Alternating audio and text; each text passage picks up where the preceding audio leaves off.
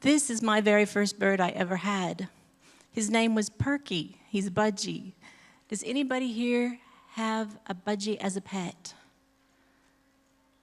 Do any of the big people in the audience have a budgie as a pet? Have ever had a budgie as a pet? Very good. I'm surprised in Australia that so few people have had budgies as pets.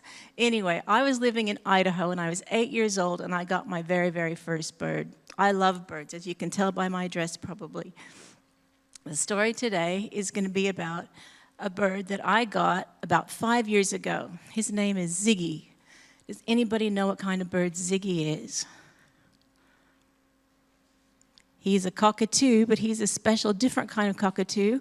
He's a pink cockatoo.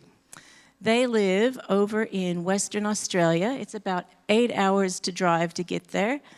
And his Aboriginal name is Weejuggla. The Wiradjuri people call them Weejuggla. But this is Ziggy, and he is a pink cockatoo. When I first got him, he had his wings clipped because he wasn't a very good flyer, and he would always crash into things. So the lady I bought him from had his wings clipped. It doesn't hurt the birds. It's just like cutting your hair. But he couldn't fly very well, so I had to teach him to fly, and this is how he learned how to fly. He would sit on the side of his cage and flap, flap, flap like that. You can see he's missing a few feathers. After a while, he lost those short feathers and he grew in his longer feathers, and this is a picture of him flying in slow motion.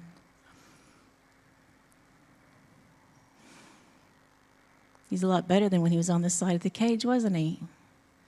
You can maybe see that he's still missing a few feathers. Yep, you can see gaps in his wings. He's a good lander, though. And here's how fast he flies now that he's grown in all his feathers. Zippity quick. Every morning he goes for a fly or two around the house. And here's another one. There, that's how fast he flies these days. Birdie. Yep. Too many fat. Every morning, this is like I'm going to tell you what we do, a day in the life of me and Ziggy. First thing, I get him out of the cage in the morning, and he likes to run on top of our little swing that we have in our bird room. So he runs to me, and he says he wants a scratch, but then he runs away from me, and he says he wants a scratch. I don't know if you'll hear. You want a scratchy? And eventually he'll stop and he'll let me give him a scratch. He loves scratchies. We probably do, I don't know, maybe 10 minutes of scratchies a day. Sometimes we watch the birds outside. Ziggy's inside the house, and he doesn't like any other wild birds. He's actually afraid of them, and they scare him. If a bird flies past, he'll fly to me. And on Sundays, we make breakfast together. This is the way Ziggy makes pancakes next to me. He's not a very tidy bird. He spills a lot. Do you help your mom cook? Do you make a mess? Is it fun? Ziggy loves cooking pancakes with me. This is what Ziggy's breakfast usually looks like, except for on Sundays. He has soybeans, he has broccoli, he has, what are those little cabbage things called? Brussels sprouts, sweet potato, all kinds of good things. He loves his veggies. Do you love your veggies? You're not a good bird then if you don't love your veggies. Here he is. He actually does some useful things. There's a macadamia tree down the road from us, and he helps us get the green shells off the brown macs. And after he helps us a while, he gets to actually eat a whole macadamia nut just for himself because he was such a good helper. He also just plays. He likes to swing. And he's just a busy bird all day in his cage. He has lots of wood things to chew up to keep his beak busy, and that's what the bottom of his cage looks like by the end of the day. That's just one day's lot of stuff. He also likes to do some funny things. He likes to dance.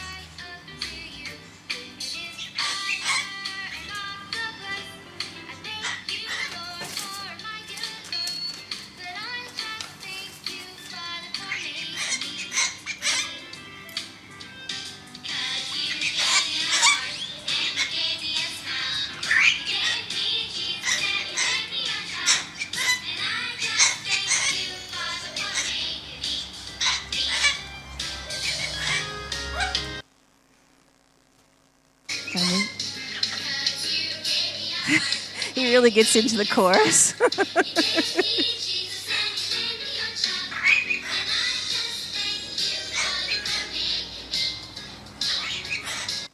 There we go. So he dances to lots of songs. He doesn't like to dance every day, but lots of times he does. So he's a really, really special bird to me. We also sometimes play games on the iPad. Good There, he has to bird. touch it with his tongue. It won't pop unless he touches it with his tongue. If he touches it with his beak, it won't work. And here's some other stuff he does. He pulls up that rope, and there's a nut down there in the little whisk, and he chews on Go that. upside down? He Upside likes down, to go birdie. upside down. You have to do lots of things to keep Good cockatoos Ziggy. busy. They get bored, and then they'll pluck their feathers. He also is very useful for unwrapping onions. Now, onions aren't good for parrots, but he knows to just to take off the paper part of the onion. He's a good helper. He loves to help. He also likes to watch things get cooked.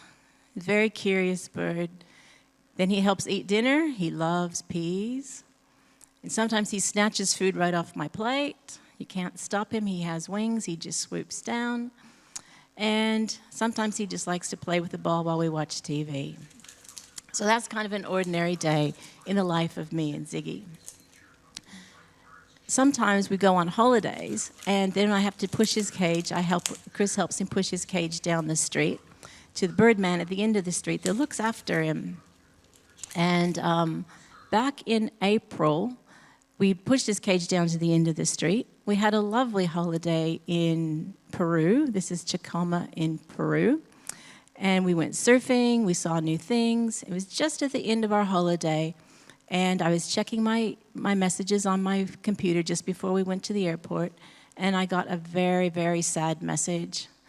The bird man that was looking after Ziggy said he had escaped. Cockatoos are very, very clever, and somehow he had escaped his cage. I was very, very worried, very heartbroken, but there was nothing I could do. Peru is, nearly on the other side of the world, so I just prayed.